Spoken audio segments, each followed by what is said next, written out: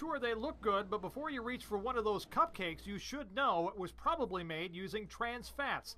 That's a chemically produced fat often found in things like processed foods, frozen pizza, and ready-to-use frostings. Conway Medical Center's dietitian says studies show there are no safe levels of trans fats in food. So trans fats can increase your risk of heart disease by increasing your total cholesterol and those bad LDL cholesterol levels.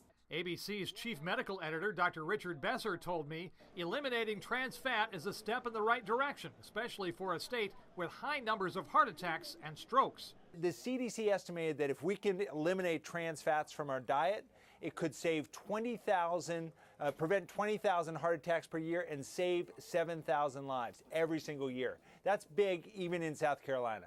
Manufacturers are now allowed to have up to a half a gram of trans fat per serving in a food product and still advertise it as fat-free.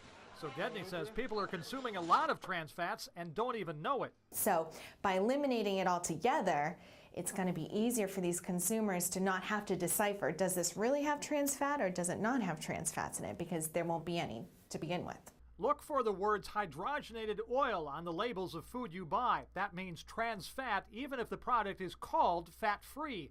Gedney says it's always a good idea to avoid foods high in fat, especially saturated fats or trans fats. And the less processed the food, the healthier it is. Gedney says food manufacturers put trans fats in products to make them tasty. So by taking trans fats out, food makers may put other things like sugar in.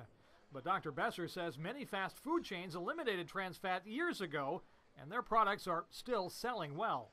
In Conway, Joel Allen, WPDE, News Channel 15.